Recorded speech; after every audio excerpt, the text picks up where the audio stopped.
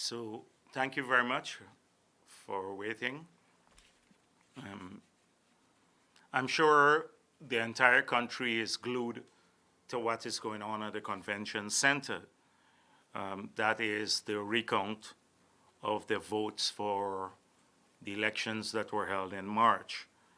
I think a significant part of our country is extremely happy that the recount has finally started. They still have a lot of concerns surrounding the transparency of the recount and where and how long the recount would last, given the slot of the activities there at the convention center, and given the deliberate obstructionist policies employed by many of the APNU agents there. But nevertheless, we have started. The framework, as you know, for the recount took a long time to hammer out. It could have been done swiftly had APNU not tried over the period to remove all the features of the recount that would ensure transparency. They sought to kill live streaming. Finally, the commission made a decision that there'd be live streaming of parts of the activity, the tabulation, and audio streaming of the recount stations. Now, unfortunately, that task was given to NCN, and you know how partisan NCN has been. And so some people told me that at critical moments, it seems they lose the feed. So we had advocated, since it's live streaming and it's just a technical issue, that you have more media be allowed to live stream. All they need to do is to have their equipment in the convention center to capture only audio. This can be verified easily with the staff and GCOM's IT people, or with GCOM, any staff of GCOM, to the PRO, etc., that it's only audio equipment, and therefore you'll have multiple feeds and not rely only on NCN, where they can alter the feed at crucial moments or have it dropped. So we are still pushing to ensure that the process is open up to the entire media, so at least people can hear what is transpiring in those rooms, although they would not see the individuals speaking, but they will hear, so they can see who is being obstructionist and who is not.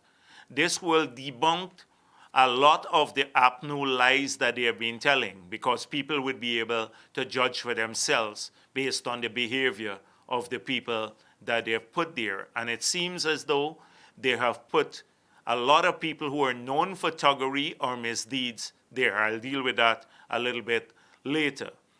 So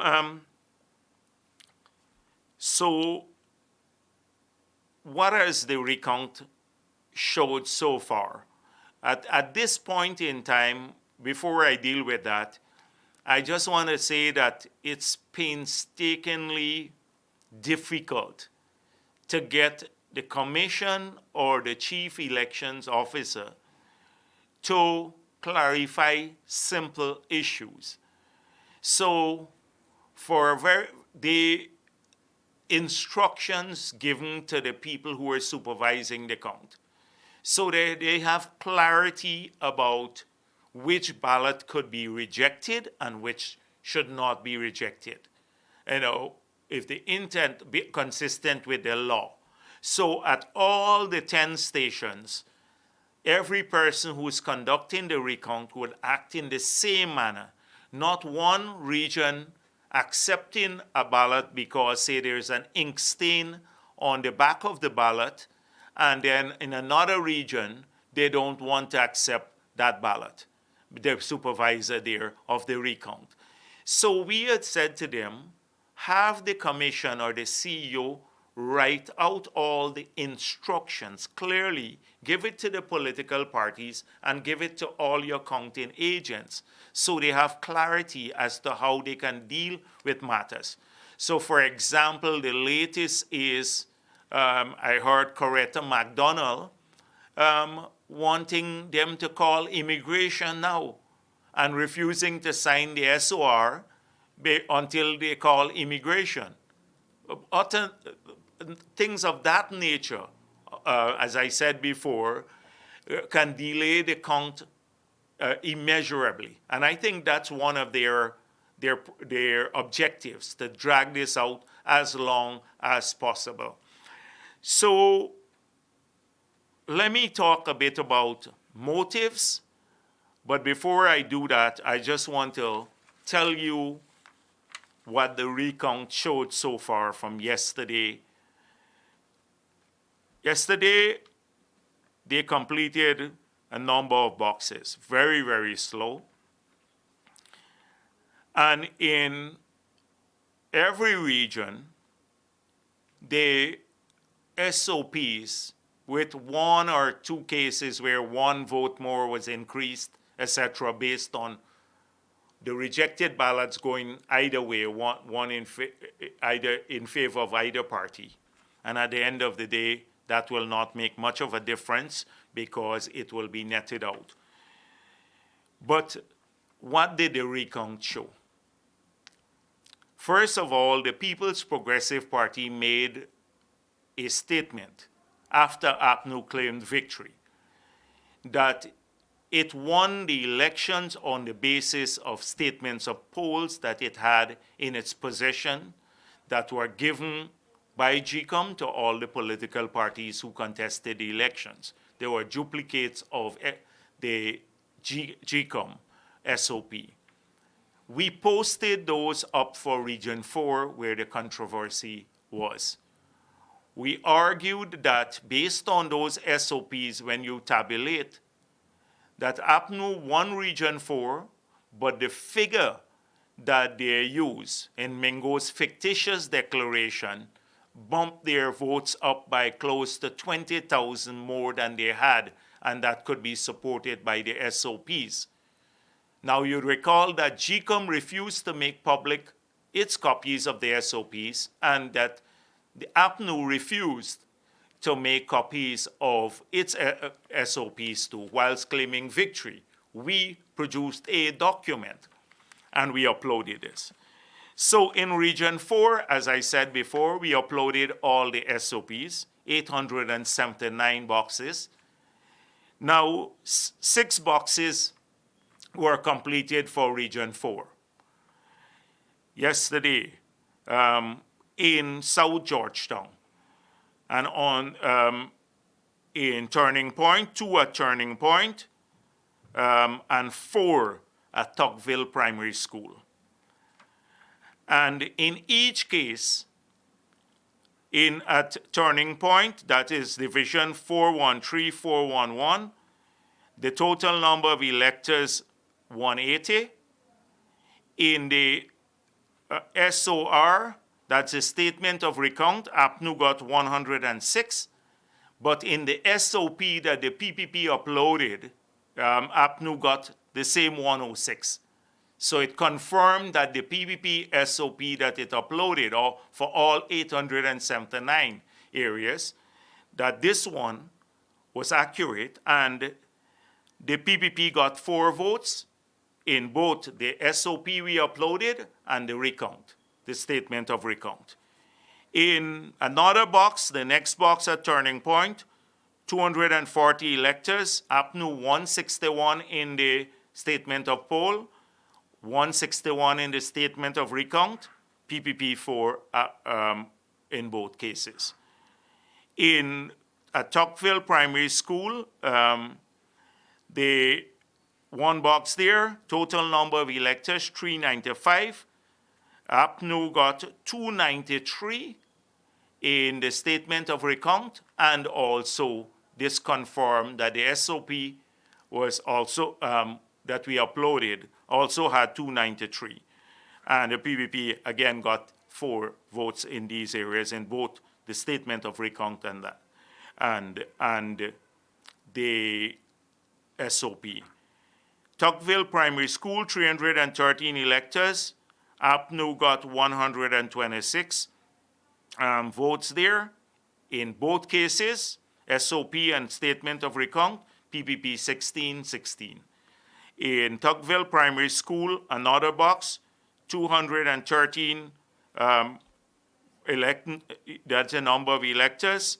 APNU got 178 in both, and PPP 15 in both, the statement of recount and the statement of poll. In Tuckville Primary School, for 413 voters, another box there, box F. APNU got 276 in the statement of recount, and they got 277 in the SOP. So they lost a vote there. They lost a single vote in that one. And in the PPP got 5 in both the statement of poll and the SOP. So you will see that from the 6 boxes concluded for Region 4, that all the statements of poll that the PPP uploaded have been now, the votes in the boxes have been confirmed as matching those of the statements of poll that we uploaded, which should be in the possession of APNU too. So we hope as we go along, once the boxes are not being tampered with, and we are watching this carefully, the international community and the political parties, and there are many others who are watching the boxes carefully so that they cannot be tampered with, that they, in the containers, that's why we were a little bit concerned last night when we heard that there was an attempt to remove the private security there. Hopefully that's resolved. The police are watching the boxes. We have our agents doing the same. And their boxes are carefully escorted from the containers to the counting stations. If we notice any breach in the boxes, we will notify. But once the boxes are secure, we believe, as has been shown here, a pattern has already started to emerge that in South Georgetown, that the statement of recount is matching the statements of poll that the PPP uploaded, that APNU and GCOM refused to make public. So APNU knows this very well. We believe that they know that the PPP won the elections by about 17,000 votes. And so there is a plan now to, as we spoke about before, I see many of our commentators speaking about it, to delay the process inordinately so that they can hang on to power for a longer period, to try to create confusion around the entire process. That, and I'll prove how they're going to try to do this. And then, as everybody is saying, the whole community knows this. People from abroad, international community, we know it, and the others, because they have, what they've been discussing internally has gone out. They're very porous, that they have to create enough doubts about the elections so as to call for fresh elections. And that is their objective, to hang on to power for another year or so, try to drag this out, etc. That is their objective. So how are they going to pursue the delay? The delay is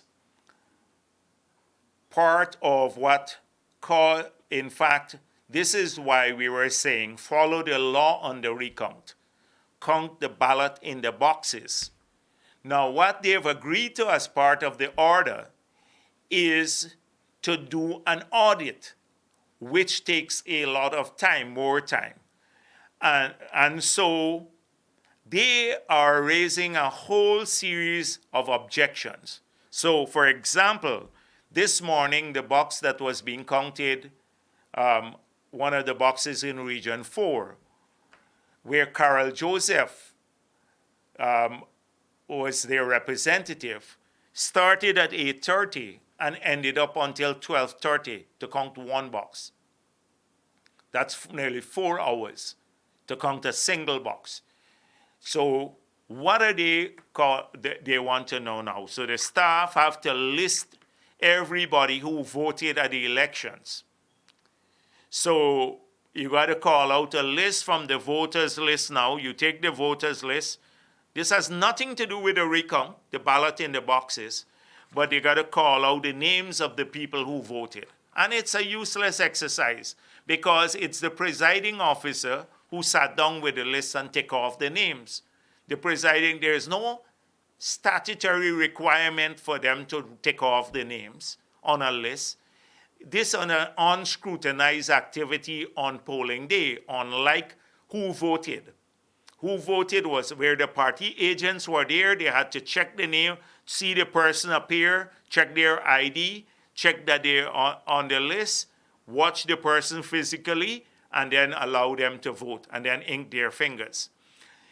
Unlike the list that the presiding officer is supposed to tick off, the presiding officer could have gone to the washroom, take a break, and not tick off the list. Could have fallen asleep and not tick off the list. But that's what they want them to do now. They want to list all those who voted on election day. Now that in itself could affect the secrecy of the ballot. But you will never know how people voted really because their names are not on the ballot. It's a useless exercise as far as we are concerned. Now, they are also objecting to every other thing. They want the list of counterfoils. That is another thing that is not relevant to a recount and the law governing the recount. And if you have a chance to read the act, just read what the Representation of People Act says about a recount. They're deviating from that. They want that. Then, so there is a full-fledged delay of the results, the counting. So they want to slow down the entire process by making these objections. Now, as part of their objective of casting doubt on the process, we've heard a number of people, Patterson saying, that APNU is equipped with death certificates and migration records.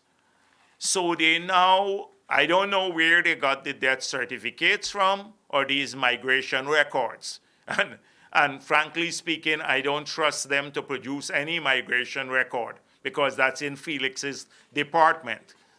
But even if they had those, what does it prove? So they have gone back now. So when they say that, they are now Coretta McDonald saying they must call immigration to find out if this person migrated. Those all were issues settled before the elections. When the court ruled you can't remove people's names from the list who are eligible to be there. But just think about the logic of it.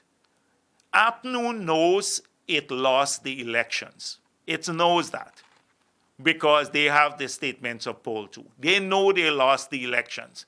And their behavior is consistent with a party that has lost the elections. So nobody wants, if I win the election, then why would I want to, and that they claim they won, then why would they want to now argue that one, they put out something on Granger's page and the DPI and Christopher Jones and all of the others, the propagandists, they have a group of would-be riggers who are part of the plot, very close to the rigging cabal at Congress Place, and therefore they're the propaganda arm. So they said, oh, the list was bloated, they put out something. Remember, it was the PPP that used the court to stop GCOM from completing the house to house. Now, what does this have to do with elections? If you're claiming you won the elections, then why are you claiming the list is bloated too? And that dead people may have voted or people who migrated, and then you're claiming victory too. So you're claiming that you won on the basis of dead people and those who migrated voting, that gave you the victory because you're saying you won the elections. So clearly they know they lost the elections. From their strategists didn't think that through to the end. They're so transparent. They're very, very transparent now. And I would say clumsy too. Because if you're arguing you won, why would you now go and try to prove that dead people vote? They walk with a list of dead people and people who migrated. Now, each of these, the persons who voted on election day, they had to be on the list. They had to run a gauntlet through GCOM staff, many of all that were hired by GCOM, that is very close to APNU. All of these staff, the presiding officers, everyone else in the polling places were hired by GCOM. They had to go through a rigid test. They had to have their picture on the list. The party agents, including APNU agents, were in the room to verify that they're the real people voting. Now, why didn't all of you object at that time when they thought that they won the elections? Right now, this is the new red herring, so that this is part of the plan to claim, oh, the process was flawed. So that is why Alexander was insisting on this sort of thing, going to tick lists, etc. They're not germane. The key issue in a recount, and that's the only thing that has to be focused on now, is how many ballots were in the boxes and whether the count was accurate. Because our argument that they tabulated Region 4 results not on the basis of the SOP or the votes in the boxes, but on the basis of a spreadsheet created by APNU and Mingo together, working with other people in GCOM. And so that's the key issue. Any of these issues about death certificate and migration records, they can prove that in the court in a petition if they believe that it was large enough to overturn 17,000 votes. But because they were scrutinizing all of these activities in every polling place, and they had GCOM doing it on their behalf too. So they know they lost. A party that has won an election, don't go and then say the list is bloated, or dead people voted, or people who migrated. That's the old APNU excuse. If you go back to all the elections of the past, every time they've lost the elections, they always claim, oh, the list is bloated, dead people voted, etc. The only party that has a history of dead people voting is APNU. So, and even that, they can't get right, the propaganda. So the propaganda was that some man voted. I don't know how they know how people, who voted and how they voted, because that's not written on the ballot, that somebody voted in Region 2 in a particular division, and they made that a big post, part of their propaganda to cast doubt on the results. Yesterday that was posted by the entire APNU leadership, and disgustingly, it ended up on President Granger's page. I believe either he is part of this nonsense or the clumsy attempt, or they capture his page, because many Facebook pages of people who are busy, not that I'm saying he's busy, but they are managed by staff. So I think that Congress Place is managing that page too. And they posted that clumsy attempt to say that somebody who died voted. Now, as you have seen, two persons in the same division has the same name. One died, so it could, and they could very well have been the other person. But that's not the point here. If you have a concern and you have your death certificate, etc., you can raise it in a petition, an election petition. But that has no bearing on the votes in the boxes. Because you think if the results were declared in their favor, well, they were fraudulently, then they were prepared to be sworn in on that result. They would have complained about dead people voting and people who migrated. So the entire machinery now has been doing this. Talk about bloated votes, etc. And now let me just tell you about the misinformation. You're going to have a ton of misleading information that will come out. It's part of their attempt to discredit the process. And it will come from the would-be riggers using NCN, Chronicle, people like Gordon Mosley, Adam Harris, etc. They're part of that little cabal that is still trying to make a last fight and to rig the elections. But they're dwindling in numbers. So you saw, first of all, they claimed that the PPP didn't want the recount in 10 regions. And therefore, the PPP was trying to block the recount. When they went to the court to block the recount, and two, it was Lowenfield who put up a plan for 156 days to do the recount. We believe if it was done in accordance with the law purely, where you count the ballots, could have been done in 10 days. That's what our proposal was. To count the votes, then get it over with for all 10 regions. So that was a lie. The second lie is that we would go to the court to block the recount.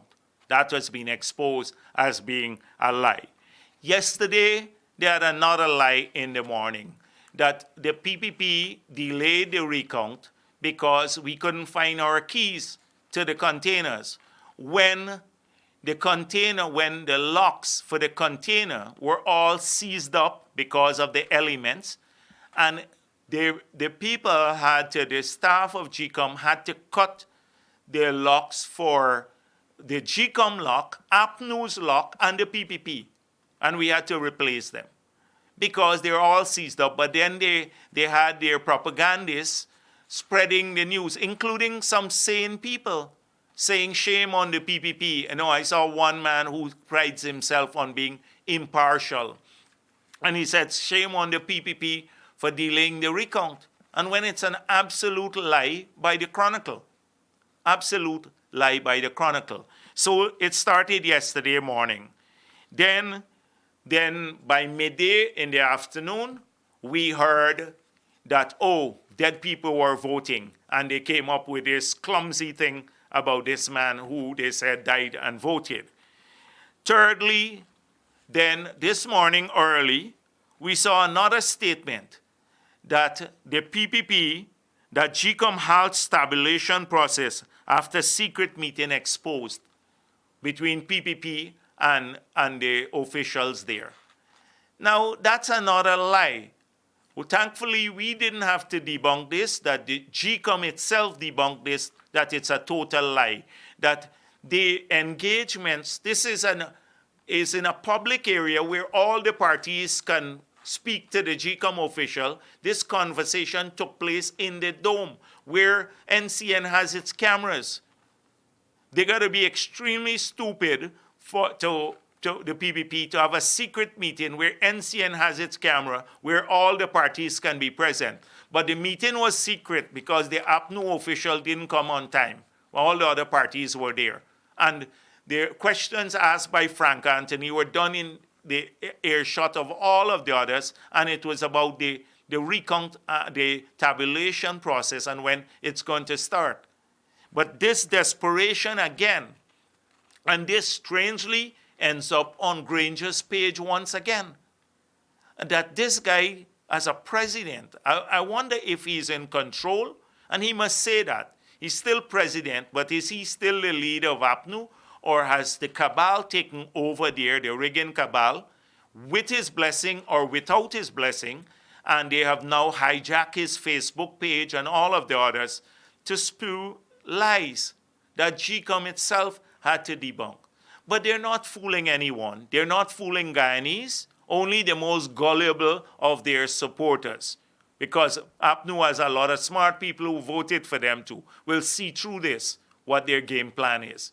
So only the most gullible, the hardcore of their supporters would believe the lies. Because they're not fooling the international community, they're not fooling the small parties, and they're definitely not fooling the People's Progressive Party. Definitely, or the public, the Guyanese public. So these are all clumsy attempts to prove a case. Oh, they know that the ballots, when the ballots are counted, once the process is done in a fair manner, and we will watch that, the international community is watching it carefully too. We have gotten assurances, notwithstanding the denial of the request of the observers to return from the Carter Center. They're watching it carefully. I've seen several statements emanating from several quarters, from CARICOM, speaking about the credibility of the recount. I deal with all of these issues a little bit later, but everyone is watching. And as I said before, this is their last opportunity to gracefully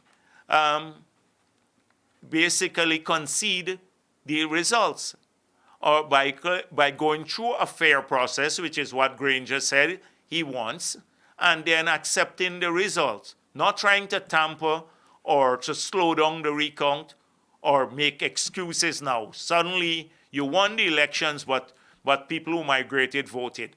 They won the elections, they claim, but that people voted.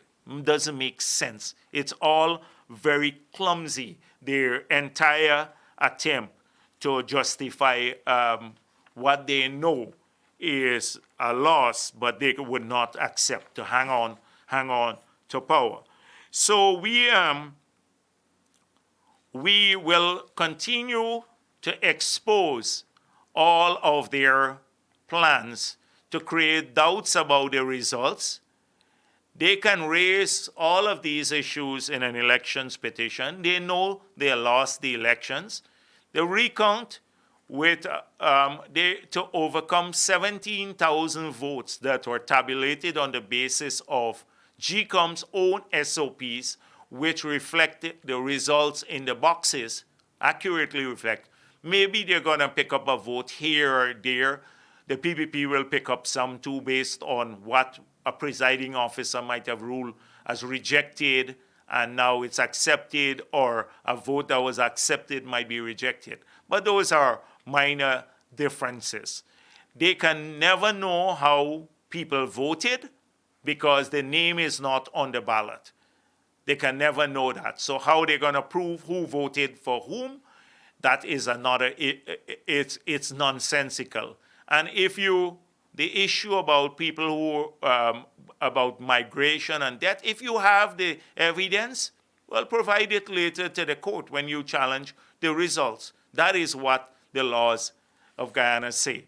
So you can, so this is clearly the plan is to create doubts because they know at the end of the recount, once it goes smoothly, the results will be evident to everyone. That what the PPP has put up as SOPs, until now, have you seen APNU come in to say that the SOPs, that why don't they now release their SOPs for the 6 areas? Why don't they release their SOPs for the 6 boxes that are being counted? If they don't want to release it for everyone, or GCOM does the same. And then as the boxes go along, let them release their own SOPs, like we have done. They would never do that, but they have those because they know that when they added on those SOPs, they lost the election. So we know that their game plan is to try to create doubts, to have a new election. We're not interested in that at all.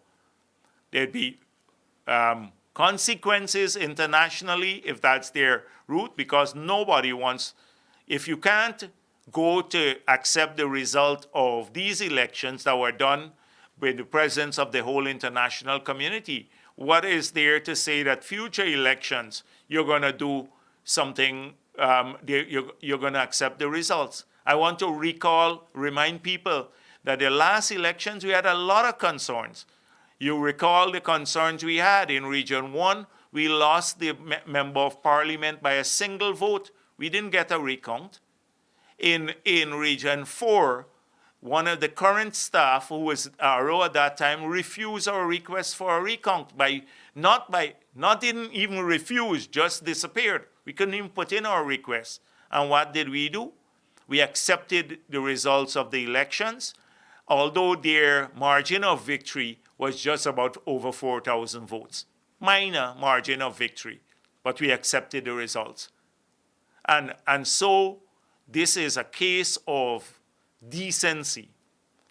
Granger purports to be decent, but he has allowed this APNU cabal, the rigging cabal, to take over everything. And he has this concept of plausible deniability. You know, he reads these prepared statements, say, I will accept the results of the elections, but how can you believe that? And if he's watching, how can anybody believe him? He said that to the congressmen who came here, the 3 congressmen, that I want credible elections, I will accept the results. The entire international community pointed out that the results were not credible. They then tried to block it, and his rigging cabal keeps going to the rigging. And the key thing is that if they back him into a corner by putting all of these things on his Facebook page, he has to own these clumsy attempts to continue the rigging or to continue justifying the results by using his page to carry out what is seen by everyone as not only cheap but transparent propaganda. So imagine who Granger's representatives are now at the recount.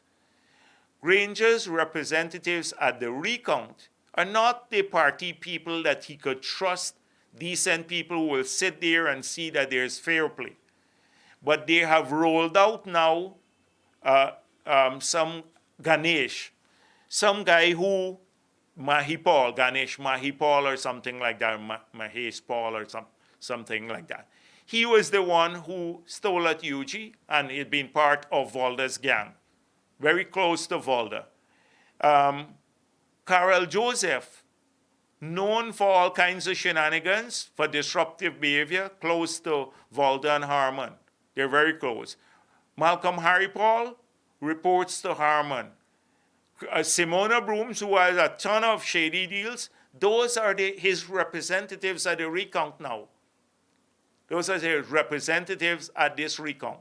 They chose the worst characters in the APNU who are disruptive as part of the rigging cabal. So they are the puppet masters behind, and they're telling them, go there and create confusion. So one box would last forever and delay the recount. And so Harmon and the others are hiding behind this. And now they've rolled out the sticky finger Patterson once again. Have you seen him trying to justify why they wouldn't release the SOPs? The guy was at a loss.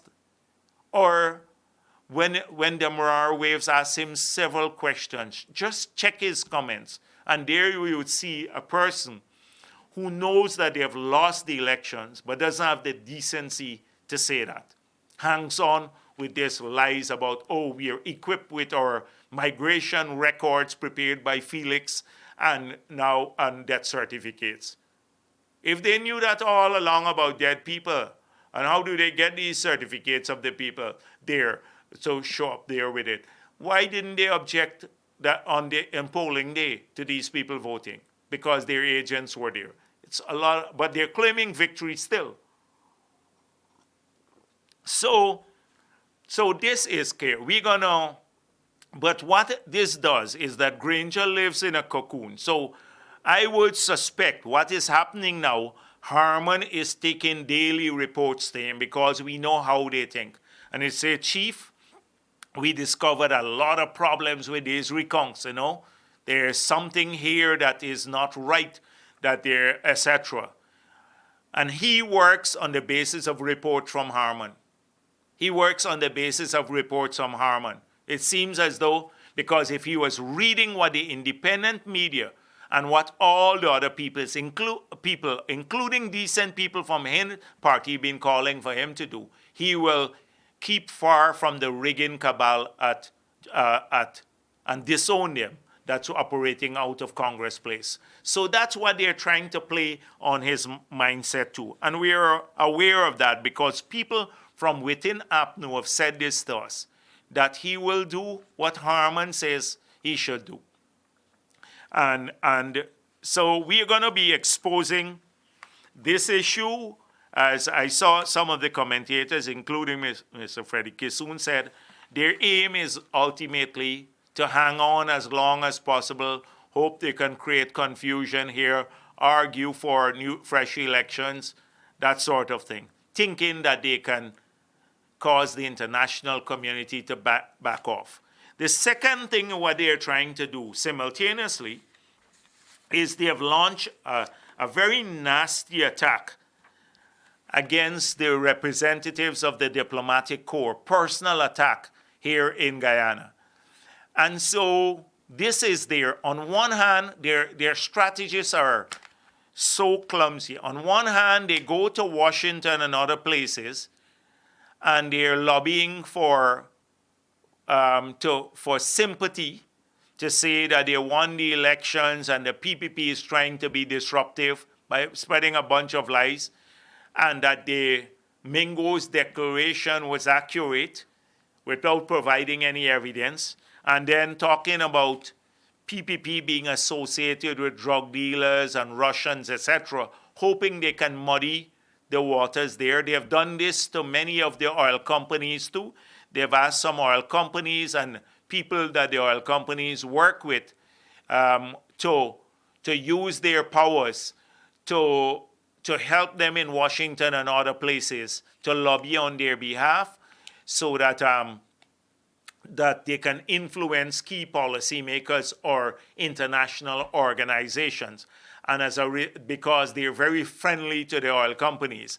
This is what they're doing, and we know about it. Every single day when they make these contacts, people tell us, and they tell us what they say, and they listen to them politely, and then they basically, the impression is that these guys believe that we were born yesterday or we're fools. That is, so they're doing that. So on one hand, they're trying to run down their local representatives by spreading rumors, nasty rumors, etc. about them, and using people like Adam Harris and Imran Khan and the others like Christopher Jones and all of the others, James Bond.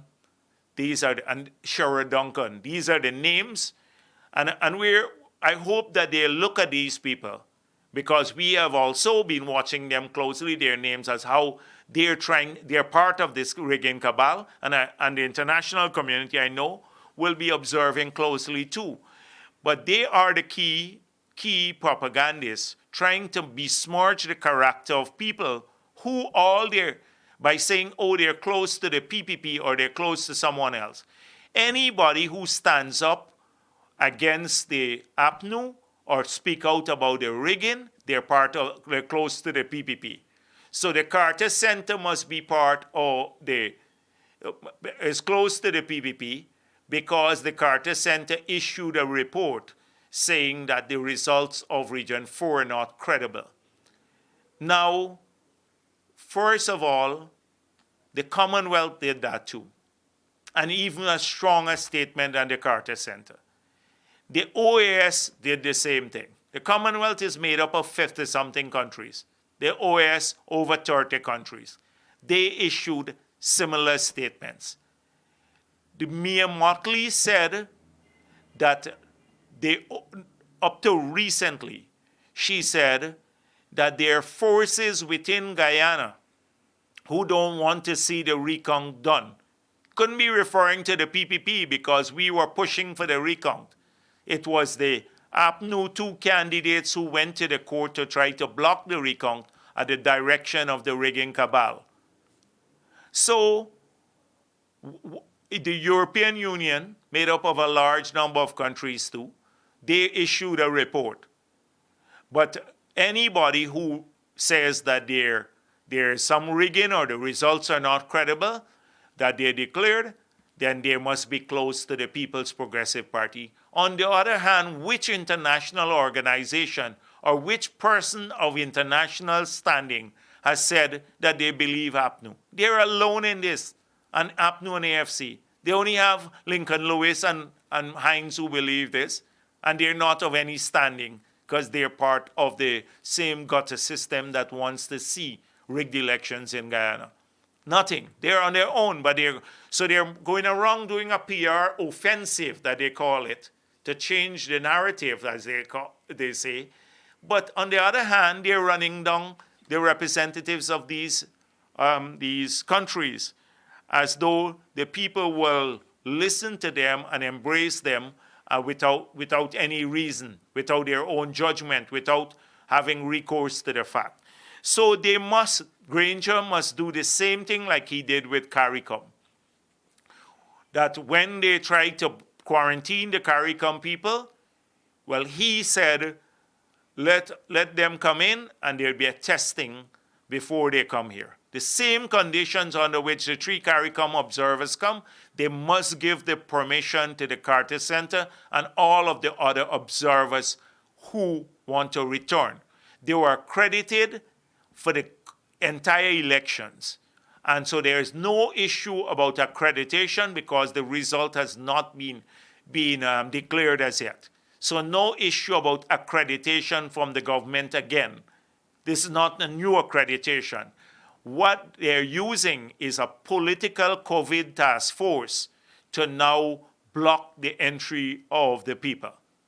That is what they're using, a political task force that is made up of Walter Lawrence and Harmon is the CEO, and Cummins and Nagamutu. They now are preventing this from coming. There's been no response. Silence. Granger has gone silent, the task force. We don't know about the application. If they rejected it, what are the reasons? But they simply don't want an international presence here in Guyana. But people are watching. They're watching, they know. And they think that rejecting the international or observers will not in itself have consequences for those people who rejected them. Because they would be identified as part of this cabal, the rigging cabal. And so if Granger really wants to see a credible recount, why not allow the observers to return now so that everyone, they don't interfere with the process. You have your party agents there, GCOM, all the party agents. They're just there to do a job to see that the results are credible. But if you're not interested in clean results or you're interested in tampering the process, then this is how you would act. Try to deny international observation or international presence, and then go to those very capitals to argue you want transparency and you want their support. It is, some of the strategies in APNU are simply unbelievably stupid, if I must say so, that they think that the world will accede to this request. So as I said before,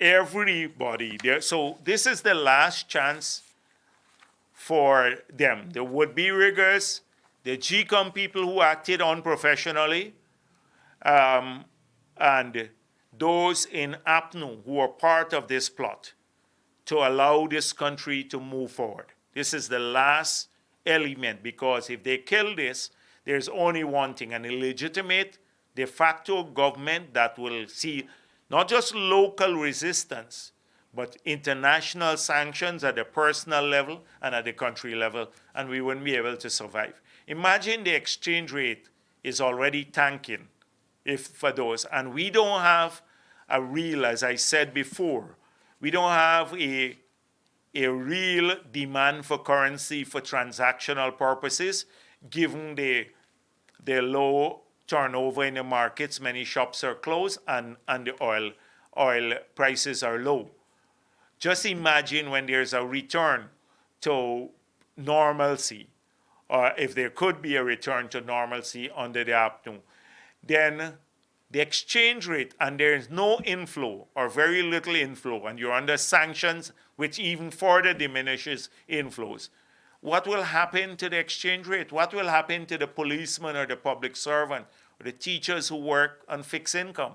It will wipe out the real value of our currency. And a whole range of ensuing problems will take place. I don't want to be comprehensive on that, but that is such a worrying development for me. It will set us back for many, many years, many, many years. And you can talk about GDP growth, but you're not getting enhanced revenue or economic activities, and the jobs all dry up. So the consequences are huge, and therefore, I hope that the staff of GCOM understand this too, that first of all, they don't take illegal instructions from any APNU person, or any person for that matter, PPP, APNU, anyone, to do anything that is illegal. Secondly, that they don't take instructions from Mr. Ming Lowenfield and the others in the GCOM leadership, urging them to do anything that is not transparent. Because at the end of the day, they will get into trouble. They will get into trouble, they and their families, and they could be subjected to sanctions themselves. And they would be part. Now they're stayed away from all of that, so the staff, some of the staff who are part of the recon, I would urge them to continue to act professionally, not to take illegal instruction. And if anyone gives you this, notify the international community and also the political parties. This would help a long way. So we have advised all of our agents in GCOM and everywhere else, those who are monitoring the containers and the boxes and the transport of the boxes and the count itself and the tabulation, that anytime they see, through an act of omission or commission, anyone acting illegally, we give them logbooks, and we have spoken with the smaller parties too, because they also have an interest in this.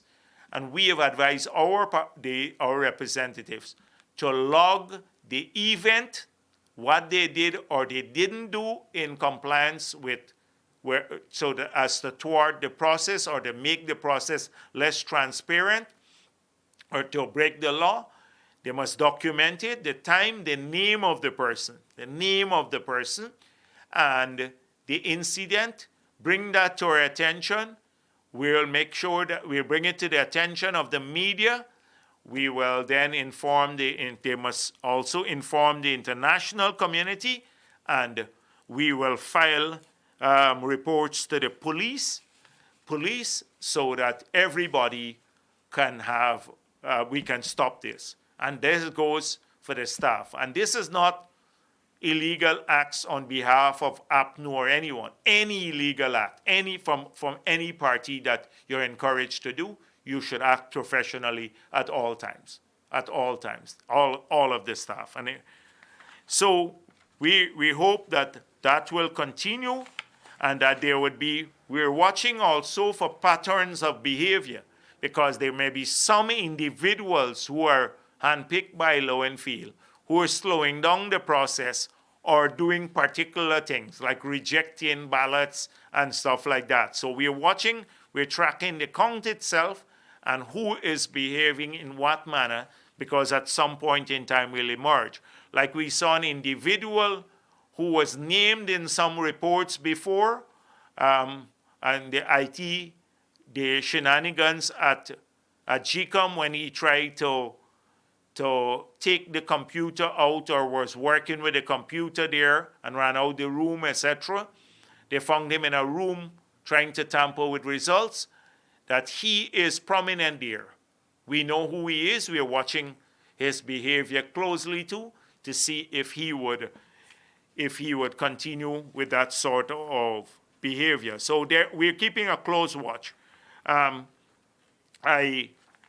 want to mention to you, I hope that you have seen it, that what this Commonwealth tweeted, the Secretary General, I welcome the commencement of the recount process in Guyana today. Full transparency and adherence to the rule of law is vital to the credibility of the electoral process.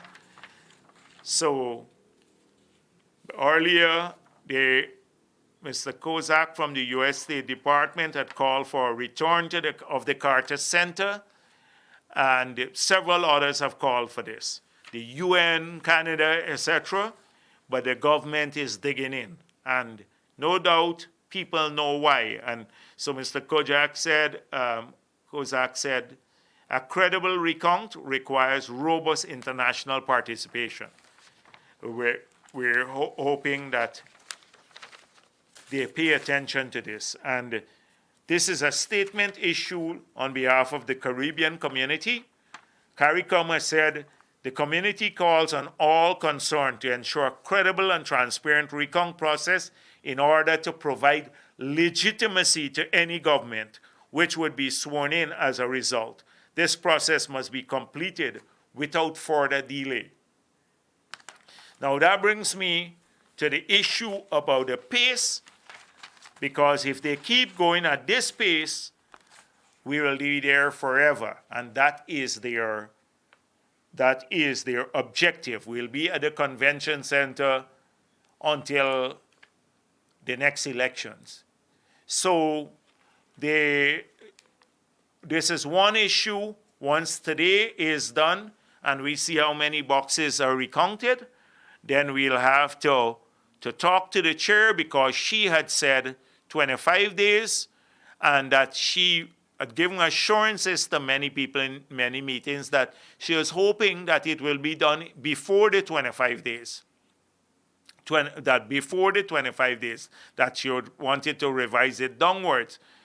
Well, the pace at which it's going, that's not going to happen. And therefore, because of deliberate obfuscation. So once we see how many boxes are counted today, then this issue, no doubt, will have to engage the attention of the Commission. Now notice I'm not dealing with a lot of the process issues, because there are lots of process issues of when the tabulation, that created a problem, about when the tabulation should be done at the end of the exercise for complete region or not. That matter has been settled, I gather, by the Commission. So a lot of those routine things I'm not going to bring to your attention. You'll get that from many of our party representatives when they speak to the media, etc. But right now we're keeping a focus on the transparency of it. We want the live stream to mean something so that anybody in Guyana, everybody could listen in and see who is becoming ridiculous and who is not, which party is blocking the recount. So we want that improved. We want the process to remain transparent. We want the staff to act professionally. We are watching this carefully. We're doing so. I know the observers and the international community, through their missions and many other places, they're getting reports about what's going on. And so, this is what we'll continue with, the ensuring that things run smoothly if everybody wants the same thing. We don't believe APNU wants the same thing as everyone else, and therefore they'll be disruptive, but we'll deal with that in the process. We at least expose it. Now, I've seen about issues like the oil and gas sector and stuff like that. I'm not going to say much, but I want to urge the people who are dealing with the Energy Department to be very cautious, because they're not very transparent too. Now, they are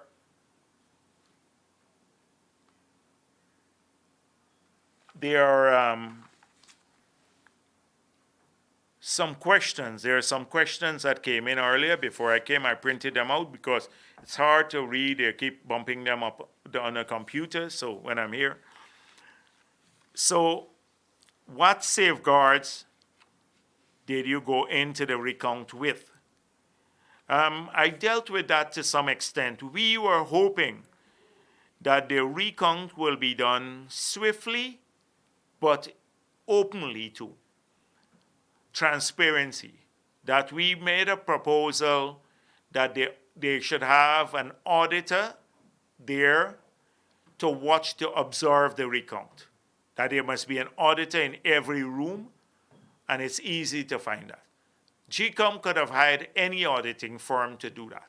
They should have done that. That's one. Two, they took that away. Two, we wanted a large presence of international observers. GCOM agreed through a motion of ours to re-invite the international observers whose accreditation was still, they were still valid. Now the COVID task force undermined that with those who wanted to come back.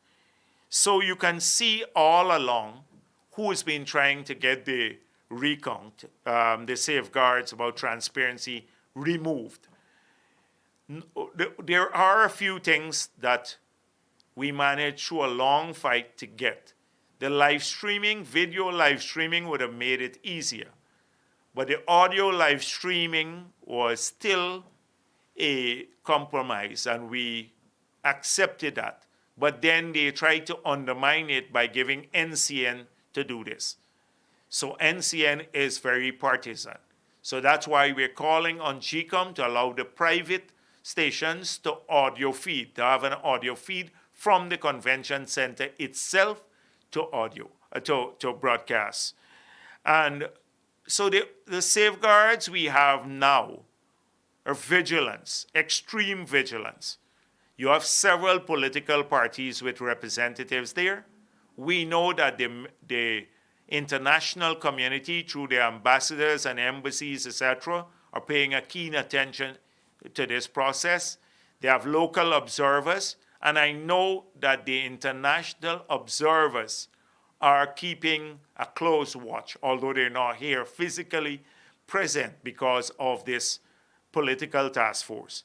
So this is why the vigilance and our preparation log in every incident that takes place, making sure that the media is aware of it. And we'll be doing much more of that, keeping the media aware of the real issues, not like having every day to respond to APNU rumors, because so far we've seen several rumors.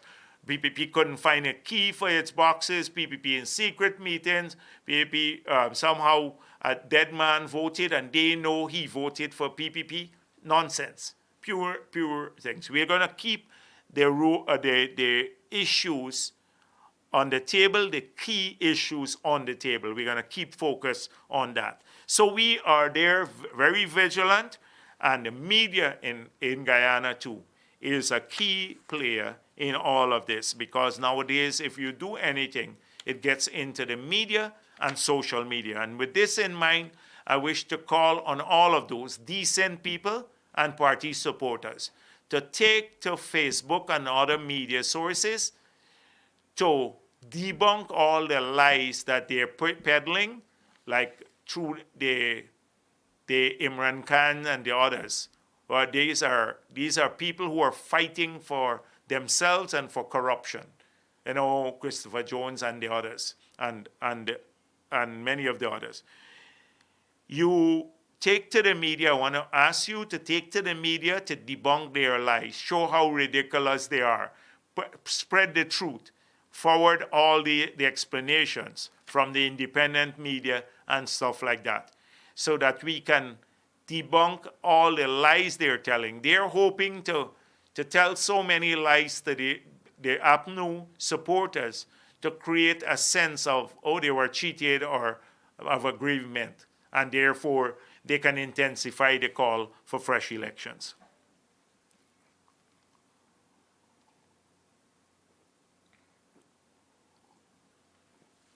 How is the PPP responding to the issues being raised by APNU as major problems in the electoral process? And was this anticipated? Now, their major problem had been the issues that I'm telling you about. Now they have a concern that the list is bloated.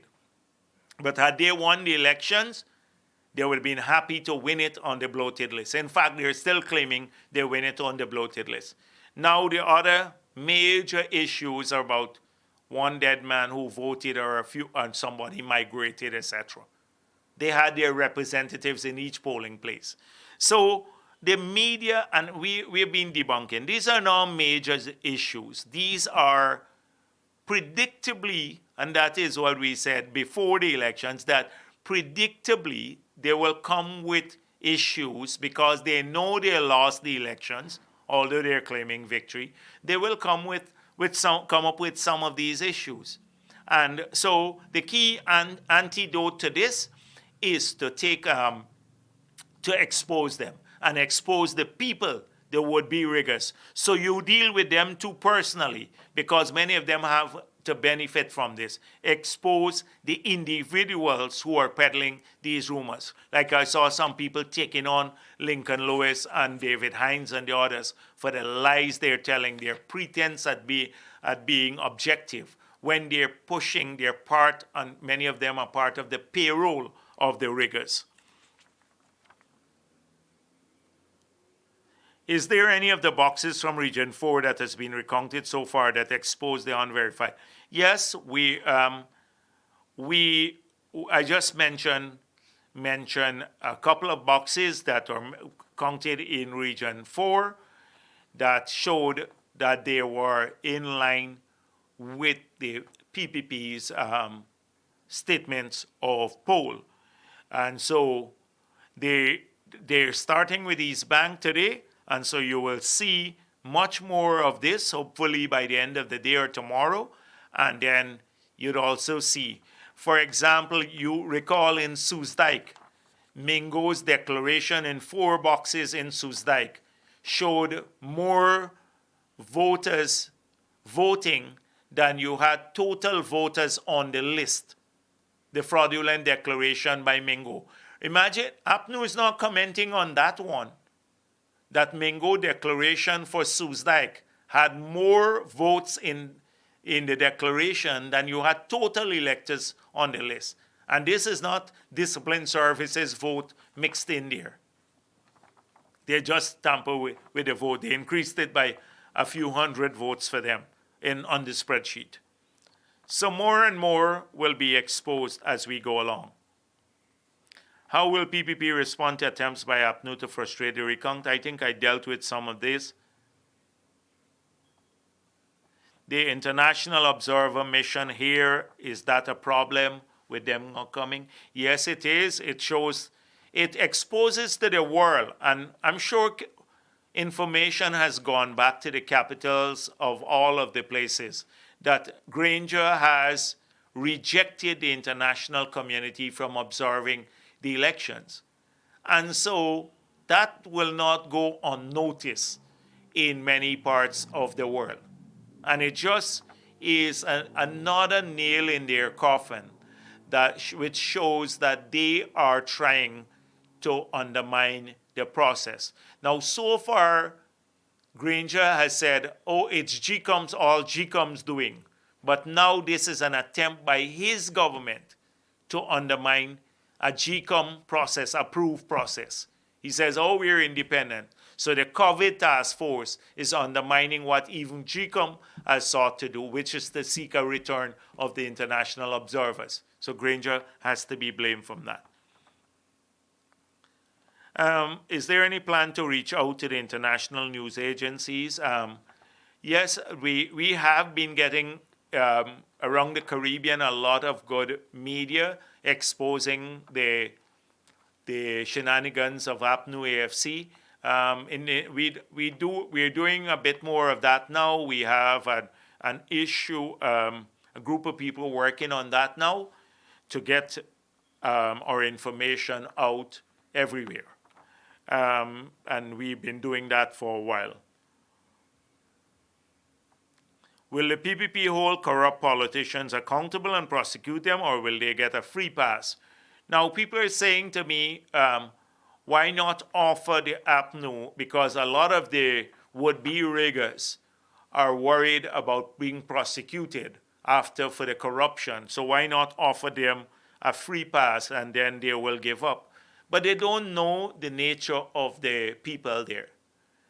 They don't understand the nature of these individuals. The only thing that will move them is sanctions against them and their families, prosecution for their illegal acts, and a hard approach to them, because they don't respond to any reasonable suggestion. And so this is their last attempt. That's coming if they try to undermine this. But they believe somehow in their minds that they can avoid all of this, that everybody will accept this and go to sleep and they'll go on with their merry ways and they'll survive. That's the nature. So you have to threaten them with prosecution for their crimes too that they've committed, the theft. Look at what's happening even now with that with what's going on at the convention center. Imagine, one would think that the thievery would abate after the elections because they're not government anymore. They're just de facto. They're holding on.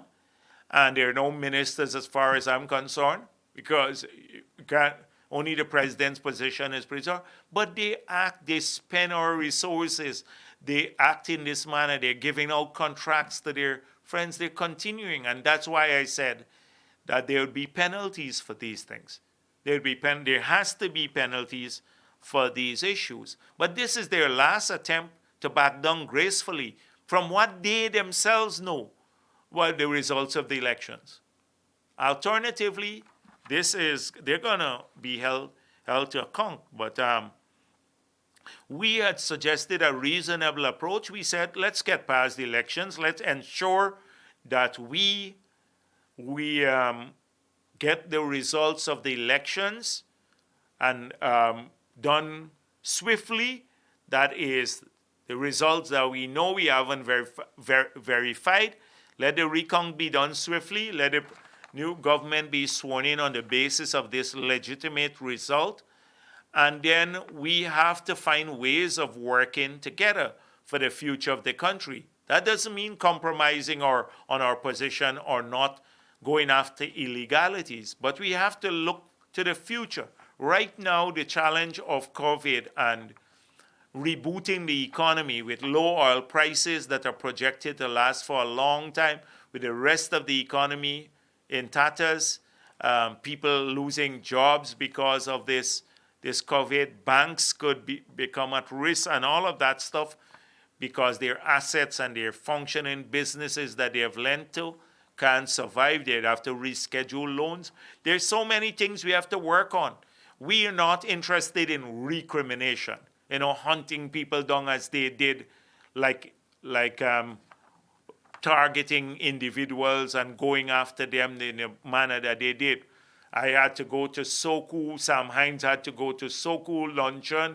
Everybody, Ramatar, almost every person in the PPP camp ended up at Soku.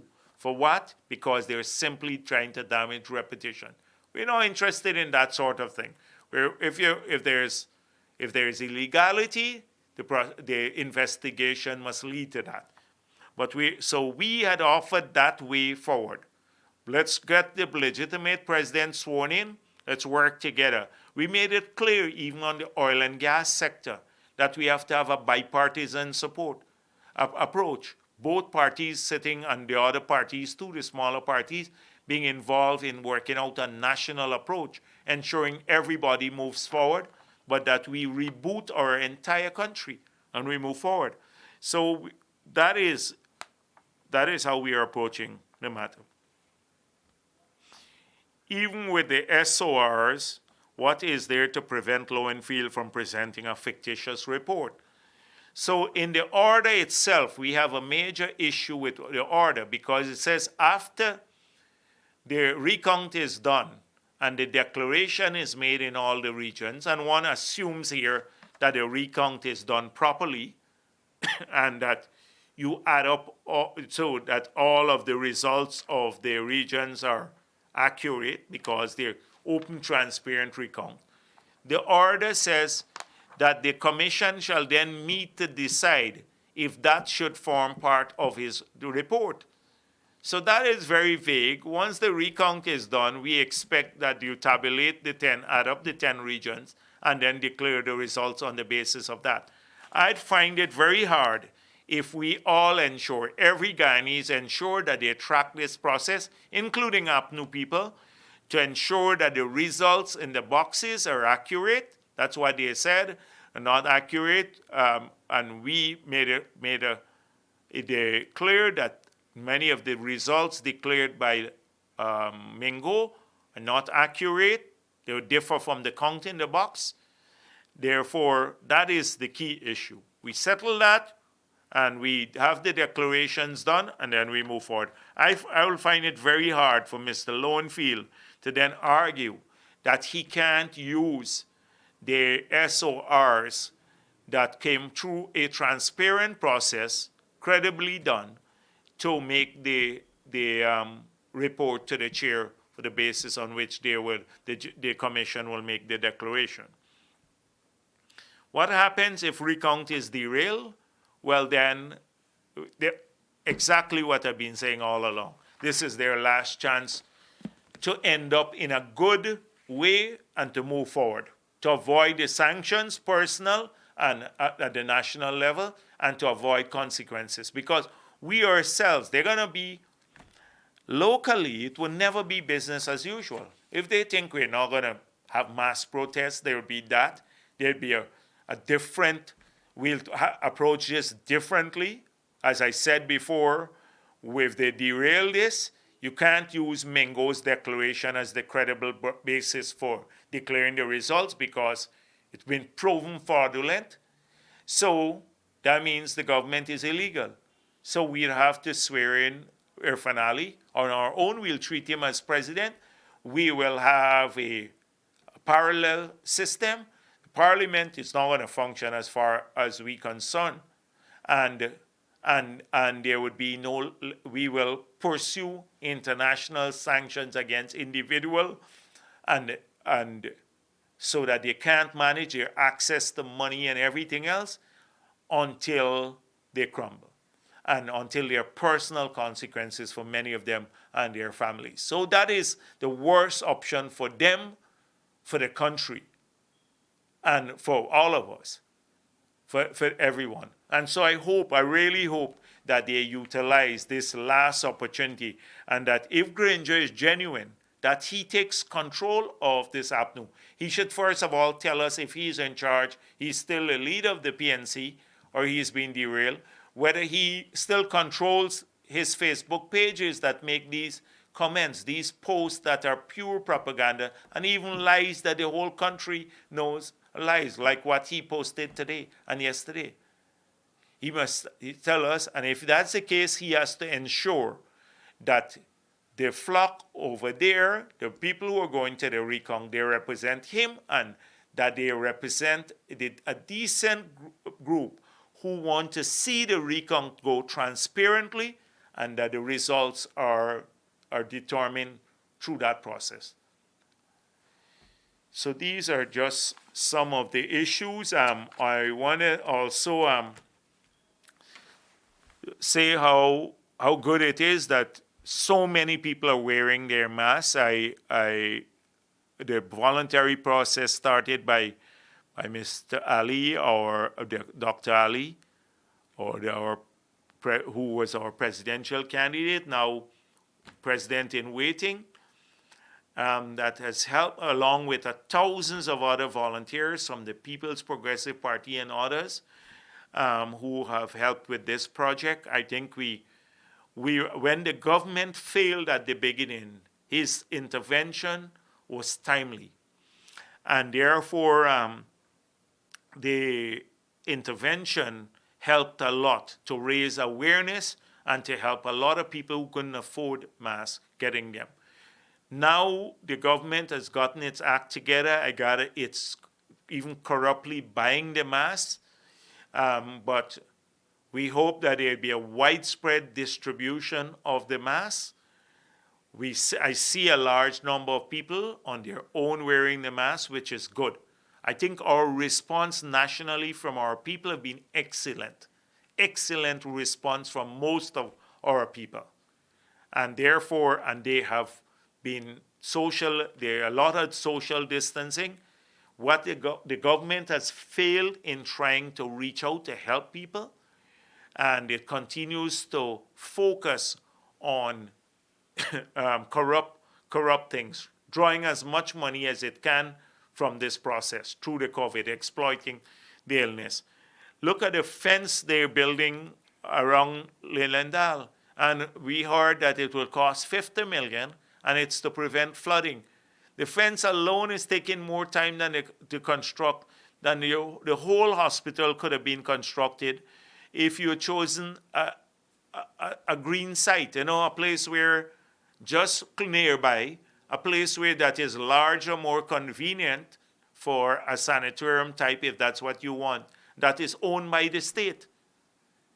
You could have had almost halfway been building the hospital without all this expense to use 50 million to build a fence because they want to safeguard against overtopping, all sorts of nonsense. So the government has failed miserably in this. You see them with their half-hearted attempts. Volda and the others keep exploiting the situation and Harman. So they send people to say, oh, now you need to change your mask every 2 hours who are doing the recount. But they haven't provided the doctors who are working for 12 hours and the nurses and the other healthcare professionals 6 masks a day, and they're in the front line because they should change 6 times a day, every 2 hours too.